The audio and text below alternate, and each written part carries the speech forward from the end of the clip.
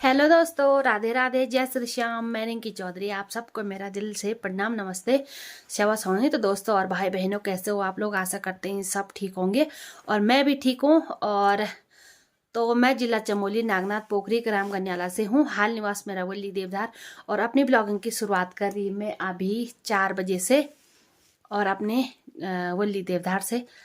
तो चलिए दोस्तों, स्वागत है मेरे यूट्यूब चैनल रिंकी भरा चौधरी में। तो करते हैं आज की नई ब्लॉगिंग की शुरुआत। तो कल तक मेरा ब्लॉग था कि मेरे बचपन की याद है, जो आपने सुनी होगी, देखी होगी, मेरे बचपन की लाइफ कैसी गई है। तो आज मैं दिखाऊंगी मेरे शादी के बाद। पहले तो करते हैं हम स्टार्ट। तो जैसे कि मेरी दीदी की शादी हो चुकी थी, ठीक 1 साल बाद मेरी शादी होने वाली थी। 2 महीने रह गए थे शादी के। तो 2 महीने से पहले हमारा जो कैलाना में मकान थी वो बरसात में ना, तो बरसात में टूट गई थी।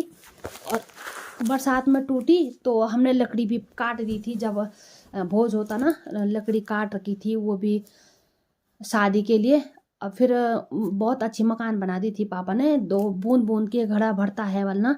तो मेरे पापा ने 1-1 रुपये 2-2 रुपये पैसे बचा बचा के मेरी दीदी की शादी की। फिर मेरी शादी की तैयारी कर रहे थे। तो शादी के 2 महीने ठीक, और 2 महीने बरसात में हमारा मकान टूट गई। वो नहीं भी भाई, बहुत अच्छी मकान बना रही थी, मतलब पूरा डब्बा जैसा गिरा दिया था पापा ने वो मतलब मकान। तो वो भी बिल्कुल टूट चुकी है। जो मैंने आगे वाले मतलब एक ब्लॉग में दिखाया होगा कि ये है मेरी जन्मभूमि, तो आप लोगों ने देखा होगा उस पर भी कैसे टूट रखी वो। तो उसके बाद हमने वो मकान जब गांव वालों ने पूरा साथ दिया है, दसुला मतलब कांडेई गांव से आए। हमने फ़ोन किए तो रातों रात मतलब एक ही दिन में हमारा सामान दसुला कांडेई में, जागतोली में हमारे मकान है। जो कि मेरे पापा ने ऐसे ही करके 1-1 रुपये बचा बचा के एक 2-3 कमरे बना रखे थे। दुकान जहाँ पे टेलर मास्टर करते थे मेरे पापा, तो कपड़े सिलते थे, पैंट कमीज। तो ऐसे ही तब हम वहाँ चले गए। एक ही दिन में हम वहाँ चले गए, सारा सामान हमने उस दुकान पर डाली।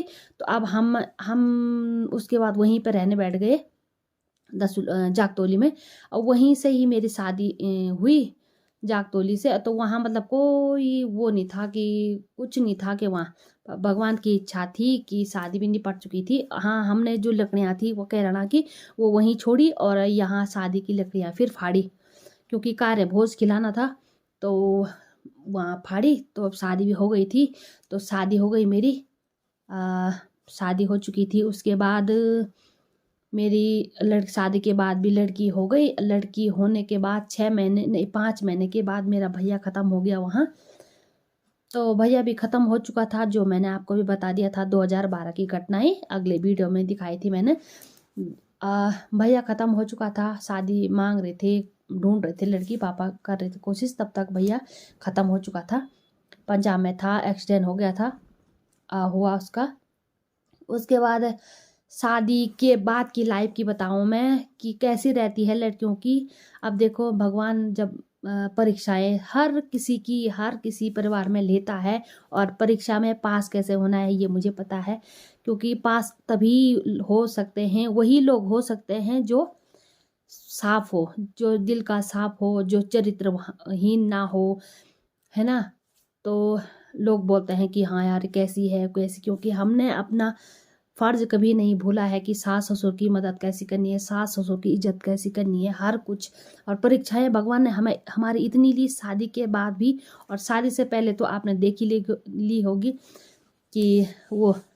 और फिर दोस्तों ससुराल की बात बताया जाए तो ससुराल में भी गरीबी थे, ज़्यादा अमीर नहीं थे, गरीबी थे। फिर मेरी शादी हो चुकी थी। और गरीब मैं बता रही हूँ आपको, जब मेरी शादी हुई ना, तो मेरी शादी में मैंने अपने पापा को, मम्मी को या कोई ही जोर नहीं डाला है, कोई जोर नहीं डाला था कसम से। खाली मैं जो मेरे दिल में है, जो सच्चाई है, मैं आपको लोगों को वही बता रही हूँ कि मेरी लाइफ क्या थी जब मेरी शादी हुई। मैं जब जागतोली में ना एक दुकान थी जितेंद्र भैया की, वहीं से मैंने शॉपिंग की। मैंने कहा मार्केट कहाँ, क्या बोलते मार्केट।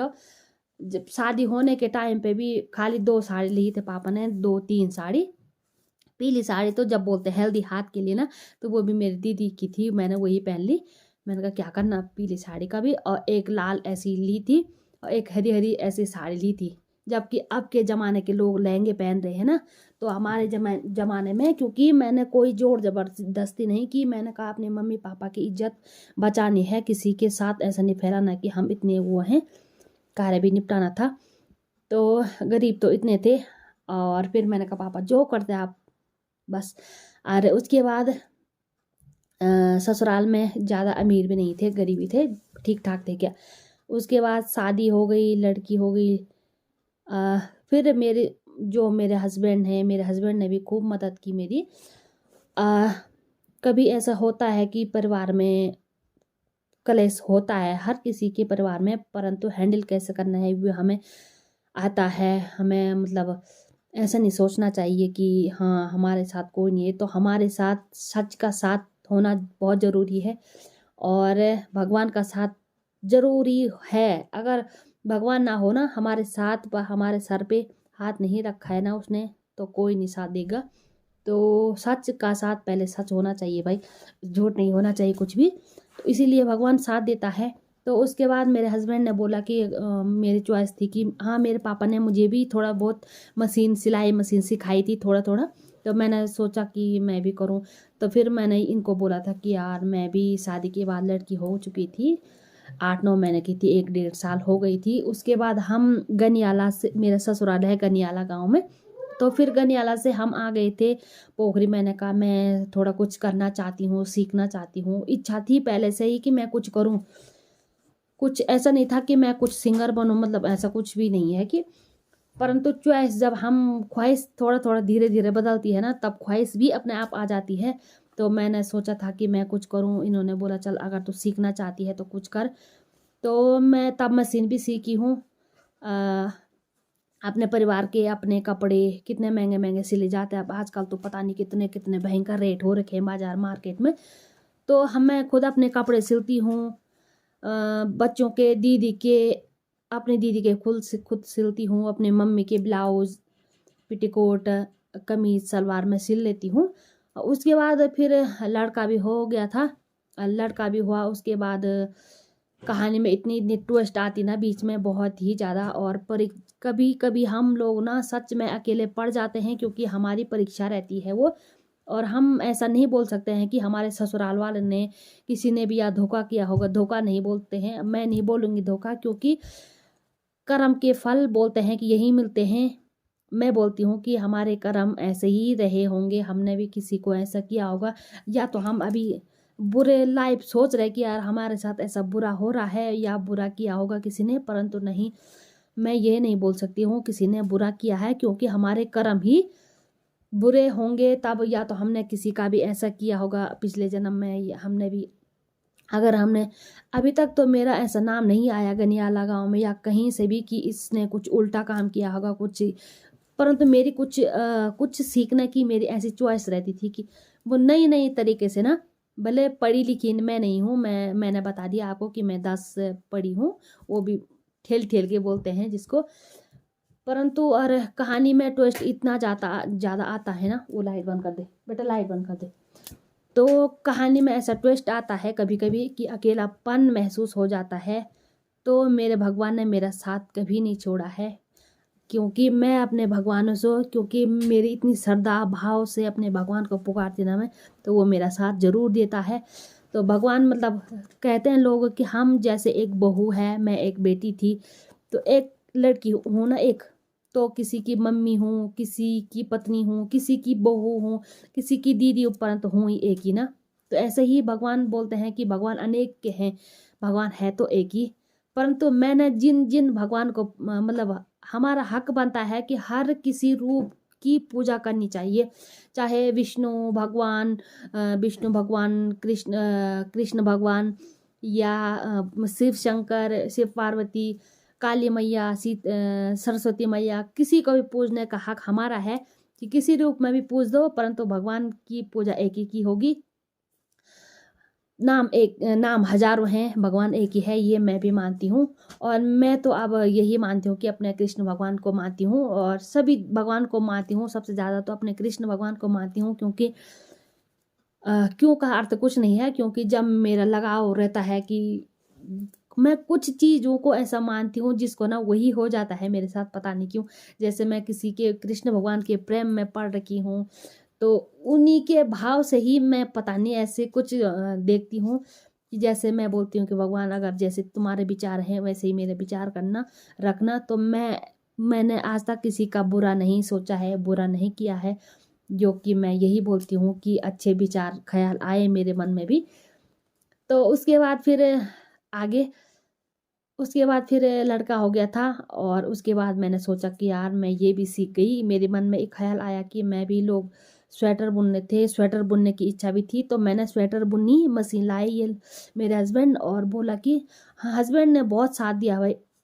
भले ही कभी लड़ाई होती थी परंतु उन्होंने मेरा साथ कभी नहीं छोड़ा है।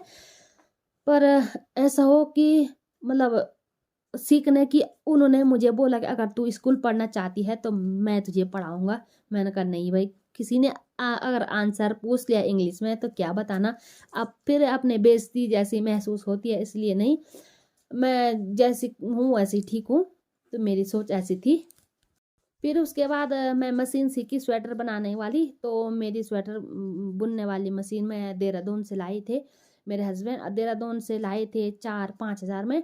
तो मैंने 2-3-4 महीनों में, हाँ शायद 3-4 महीनों में, 1-2 महीनों में मैंने अपनी मशीन भी फ्री कर दी थी। उसके बाद थोड़ा बच्चे बड़े बड़े हो गए, ऐसे ही मैं बच्चों को देखती रही, ऐसे ही मैं अपना काम करती रही, ऐसे ही मैंने घर भी नहीं छोड़। हाँ ऐसे ही मैं जब मशीन सीखने के बहाने आई थी मैं यहाँ, तो मैं आई थी घर में हमारे खेती बाड़ी बहुत हैं। सेरा है ना, सेरा गांव वाले, तो खेती बाड़ी भी हैं, अभी भी कर रखी मैंने। तो फिर पोखरी में ऐसा हुआ कि बच्चे भी बड़े हो गए, स्कूल लग दिए थे। और फिर 2000 ऐसा होता है कि जैसे बोलते हैं कि जैसे मैंने पहले ब्लॉग में भी बताया था अपना कि ठोकर खाने से ही हमें अकल आती है, ना कि बादाम खाने से, यही रियल है। तो हमने ससुराल में भी इतनी ठोकरें खाई है, इतना वो हुआ है कि वो चोट ना हम नहीं बोल सकते कि या हमारे सासू जी ने, हमारे ससुर जी ने, हमारे हस्बैंड जी ने कि हमें वो ठोकरें दी हैं।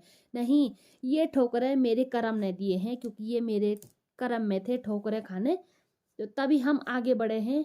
और हम, हाँ यही सच बात है कि अगर हम ठोकरें नहीं खाते ना तो हम कभी भी आगे नहीं बढ़ पाते।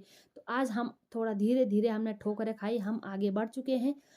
तो ऐसे ही मेरे बच्चे, मेरी लड़की है अभी 12 साल की, मेरा लड़का है अभी 9 साल का, दो है।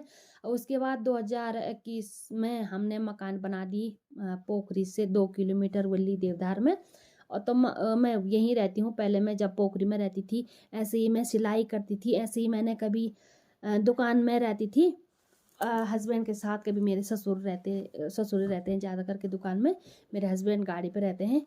ऐसे ही मैंने बच्चों को देखना था, ऐसे ही मैंने किसी दुकान से कपड़े उठाने थे, थान के 20-20 ब्लाउज सिल के वहाँ देने थे, ऐसे ही मैंने दुकान देखना था। तो कहते हैं ना कि गरीबी का ठोकर, कुछ गरीबी की ठोकर से, कुछ परिवार के ठोकर से हम आगे बढ़े हैं, और आगे बढ़े हैं। हमें अकल आती है, इसीलिए हम आगे बढ़ चुके हैं। और मैं भी कुछ करना चाहती थी, फिर कहाँ से करना था काम। जैसे अब भी मैं सोचती हूँ कि इतना बड़ा मकान बना रखा है, कमरे का काम, फिर घर में, हाँ घर में अब जैसे कि आजकल मैं 1-2-4 महीने भी क्या घर जाती रहती हूँ।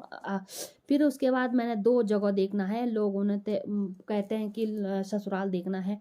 मेरे किस्मत में ये है कि मैंने अपने मायके भी देखना है, अपने ससुराल देखना है। ससुराल में भी दादी घर पर रहती है, और जेठ जी हैं, जेठानी है, उनका अलग मकान बना रखा है, अलग अलग हो रखे हैं वो भी। तो अपने खेती अलग है, खेती करने अब जैसे गेहूँ बो रखे हैं, आजकल कुछ काम नहीं है। और मायके में भी गेहूँ बो रखे हैं, मायके में भी मम्मी और पापा हैं, भैया ख़त्म हो चुका है, शादी नहीं हो रखी थी। तो मैंने मम्मी पापा को देखना है, काम करने के टाइम पे दोनों जगह मैं बराबर जाती हूँ। और जब तक मेरे मम्मी पापा, मेरे सास ससुर हैं तब तक हूँ मैं ऐसे ही। वैसे तो अब मैं ज़्यादा ही हपड़ तपड़ में रहती हूँ, आजकल बैठ रखी मैं इधर, ऐसे ही मैं यहाँ हूँ आजकल 2-4 महीने। कभी मैं सिलती हूँ, सिलाई करती हूँ, कभी मैं बुनाई करती हूँ, ऐसी बच्चे देखती मैं आजकल। और आजकल फिर जब घर में काम लगता है, लगने बैठ गया है काम, हल लगाने बैठ गए हैं, अब चलती हूँ मैं घर घर के लिए। 2-4 दिन के पहले तो मैं कल जाऊँगी घर एक चक्कर, उसके बाद फिर काम होता है घर में, फिर यहाँ का काम निपटाना है, फिर तुरंत मायके भागना है मम्मी के लिए, मम्मी काम करने के लिए। तो मम्मी ने वहाँ भी थोड़ा बहुत खेती कर रखे हैं, भैंस रखी है, तो नहीं होगा क्या, बैठ नहीं सकते कोई भी ना। तो ऐसे ही है लाइफ, ऐसे ही है जीवन, क्या बता सकते हैं। हर किसी के लाइफ में ठोकरें बहुत ज़रूरी है। कहते हैं कि ठोकर मिली है, हमें पछताना नहीं चाहिए कि ठोकरें मिल गई। हमें कुछ ठोकरें ऐसी होती कि हमें आगे बढ़ाने के लिए ठोकर खानी पड़ती है। जैसे मैं बोलती हूँ कि हाँ, मेरे भगवान ने मुझे ये ठोकर खिलाई है, आगे चल के ये मेरे भविष्य का अच्छा होगा, ये मेरे भविष्य का अच्छा बनेगा। क्योंकि भगवान है जैसे, तो भगवान कभी नहीं चाहेगा कि हमें ठोकर देना। हमें वो ठोकर लग रही है कि आज हमें वो दुख हो गया, जैसे हम कुछ दुख को बोलते हैं कि हमें वो ऐसे ठोकर लग गई, हमें ऐसा हो गया। हम ये सोचते कि हमारे साथ बहुत बुरा हुआ, परंतु नहीं, ऊपर वाला वही करेगा जो हमारे लिए सही होगा। मैं यही सोचती हूँ कि मैं ये बोलती हूँ कि आज हमने ठोकर खाई है, इसके पीछे कुछ राज होगा, इसके पीछे ऐसा राज होगा कि इसमें हमारी अच्छाई छुपी होगी, इसमें हमारे कुछ रहस्य छुपे होंगे, इसीलिए हमें ये ठोकर मिल रही है। तो ज़्यादा भी उस पर ज़्यादा शौक नहीं करना है ज़्यादा। तो मैं यही बोलती हूँ कि भगवान की भक्ति में लीन रहो। आप जहाँ भी जाओ, चाहे कोई कारोबार वाले होंगे, चाहे कोई फ्री होंगे, तो मैं ऐसी हूँ कि बिल्कुल भी ना ही किसी के यहाँ जाती हूँ, ना ही ऐसे कर इधर की उधर। बस मैं तो चुगलीखोर हूँ ही नहीं, वो मेरे कृष्ण भगवान को पता है। क्योंकि कहता ना कि भक्ति में ही शक्ति है। तो मैं अपने कृष्ण भगवान और राधा की बहुत भक्त हूँ, और अन्य देवताओं की भी भक्त थी और हूँ। और भगवान तो एक ही है, मानने के लिए तो एक ही है, परंतु हम देख रहे हैं कि अनेक भगवान हैं, परंतु भगवान एक ही है। तो मैं आजकल जो है, मैं अपने कृष्ण भगवान की बहुत ज़्यादा प्रिय भक्त हूँ। जो अपील है, जो अनंत है, वही मैं बता रही हूँ, जो सच्चाई है मैं वही बता रही हूँ। और आगे का जीवन जो सफ़र होगा वो आपको आगे ब्लॉग में देखने को मिलेगा कि कैसी जिंदगी में ऐसी कठिनाई भी आती हैं। पास कैसे होना है, मैंने बता दिया था कि पास ऐसे होना है कि अपने साफ होना है, अपने जगह पे साफ रहना है, और इसीलिए हमारा कदम आगे के लिए बढ़ेगा। अगर किसी ने हम पे उंगली उठाई तो भगवान उसको नहीं छोड़ेगा। हाँ, उंगली तभी उठाई जाती है अगर हम लोग गलत हैं। गलत पहले अपने को देखना कि हम गलत हैं कि नहीं है। पहले अपने आप को सच साबित करना है कि हाँ, पहले कि हम साफ हैं। किस बात पे किसी को ऐसा नहीं, चुगलीखोरी नहीं, इसलिए मैं कहीं कुछ नहीं जाती हूँ, मैं भक्ति में लीन रहती हूँ। बस ऐसी, जैसे आजकल तो मेरे पास काम कुछ भी नहीं है। वैसे तो मैं एक स्वेटर बुन रही थी, अभी तो स्वेटर मैंने यहाँ पर रखी है। ये कभी काम नहीं रहता है, ऐसे करती रहे मैं। तो कहते हैं लोग कि कभी पति साथ नहीं देते, बहुत ठोकरें खाते हैं। तो मैं ये बोलती हूँ कि ठोकरें हम तभी खाते हैं, उस ठोकर में, उस कड़ी में, उस रहस्य में हमारा कुछ रहस्य छुपा होगा, तभी तो हमें ये बुरा वक्त देखने को मिल रहा है। वो हमारे ऊपर वाला जानता है कि इसके पीछे इस रहस्य को छुपा रखा है, किस रहस्य को छुपा रखा है, ये लोग हम नहीं जानते हैं। परंतु जब हम ठोकरें खाते हैं ना, तभी हमें वो मिलता है, सीख मिलती है, तभी हमें अक्ल आती है। ये मैंने बता दिया आपको। और ससुराल में तो हर कोई चोट खाता है, हर कोई, परंतु जितनी मैंने खाई होगी ना, उतनी शायद किसी ने, क्या बताएं। परंतु लाइफ जो मैं साफ हूँ, मेरे कृष्ण भगवान देख रहे होंगे कि अपने इस जगह पे मैं साफ हूँ। बरस हाँ, ये है कि मेरे हस्बैंड ने मेरा साथ कभी नहीं छोड़ा है, ये मैं सच बता दूँ। और आज हस्बैंड, सास, ससुर सब मतलब ऐसे हैं कि किसी मतलब अभी भी मेरे गांव में ऐसा नहीं हुआ है कि रिंकी ने ऐसा गलत काम किया होगा। अभी भी मेरा नाम ऐसा है कि मैंने किसी का बुरा नहीं किया है, किसी का बुरा नहीं सोचा है। अगर मैं किसी का बुरा सोचूंगी ना, तो मेरे साथ ही बुरा होगा। तो इसलिए दोस्तों, मैं यही कहूँगी कि जो काम करना है मन से कीजिए, और किसी के बारे में गलत मत सोचिए। और हाँ, सबसे पहली बात जो मैंने आगे दिखाई थी आगे के ब्लॉग में, तो गरीब ऐसी होती है कि अभी हम जो लोग 2-4 रोटी खाने के लिए हैं, 2-4 रोटी खा रहे हैं, जो हमारे पास मिल रहा है ना, तो थोड़ा सा एक निवाला गरीबों को भी खिलाओ, गरीबों को भी थोड़ा दान करो। क्योंकि हमारा देखो ना, हमें याद होना चाहिए कि पीछे वाले हमने क्या बोलते हैं लोग, हमें पाँव उतना ही फैलाना चाहिए जितने कि हमारा चादर है, ना कि हम उससे आगे बढ़ सकते हैं। और तो यही बोलना चाहूँगी कि गरीबों को भी कुछ दान कीजिए। और फिर दोस्तों, जब मैं पोखरी आई ना, तो जब मैं मशीन लाई थी ना स्वेटर बुनने की, तो मैंने इतनी मेहनत की कसम से क्या बोलो। दिन भर भी बच्चों को देखना था। रात जब लोगों की स्वेटर आती थी ना, तो रात भर 1-2 बजे रात, तो कभी 3 बज जाती थी, मैं स्वेटर बुनती थी। कभी ठंडों में हीटर लगाना था वहाँ पे, स्वेटर बुनती थी। तो ऐसे ही करके मैंने, अब तो मन नहीं करता है स्वेटर पे बैठने का, तो ऐसी लाइफ थी। तो मैं यही बोलती हूँ कि ऐसा नहीं सोचना चाहिए कि हमें ये ठोकर मिली है, क्योंकि उसमें हमारा रहस्य छुपा है। तो हर किसी को यही करना चाहिए जैसे मैं बोलती हूँ। और भगवान की आराध्या, उस आराध्या को हमें कभी नहीं भूलना चाहिए, जिन्होंने हमें धरती पर भेजा है। हमारा कार्य है ये कि हमारे जो कार्य सौंपा गया है, हमने ये कार्य करना है, फिर चले जाना है। हर किसी को यही करना है। जब तक जितना हमारा कार्य है उतना करना है, फिर चले जाना है। तो जितना हो सके, क्या बताऊं। अगर मेरी वीडियो आपको पसंद आ रही होगी तो ठीक है, अच्छी कमेंट देना कि आपको कैसी लग रही है। तो ऐसा कोई नहीं है कि जिन्होंने ससुराल में भी ठोकर नहीं खाई होंगी, ज़्यादातर की खाई होगी। तो इसी ठोकर खा के हम आगे बढ़े हैं। तो फिर दोस्तों, अभी जैसे मैंने बोला कि मैं लिखी पढ़ी नहीं हूँ, तो मेरे मतलब जो खोपड़ी है ना, कभी ऐसा होता कि कुछ नई चीज़ सीखने की ख्वाहिश करती हूँ मैं, कि हाँ कुछ नहीं सीखूँ, कुछ नहीं सीखूँ। तो कुछ नहीं ऐसे कि कभी मैं, हाँ जब मेरे पोखरी आए थे, मेरी लड़की हो गई थी, मेरा लड़का भी हो गया था, उसके बाद मैंने लॉटरी में एक स्कूटी जीती। तो उसके बाद मैं थोड़ा थोड़ा स्कूटी सीखने बैठ गई। तो स्कूटी सीखी भी, मैं चलाने बैठ गई। कुछ अब ख्वाहिश हो रही थी कि थोड़ा अब गाड़ी भी सीखती थी। कार है हमारी, अगर टाइम लगता तो मैं सीखती थी। तो टाइम लगेगा। तो आप लोगों का प्यार आशीर्वाद ऐसे ही रहना चाहिए साथ में।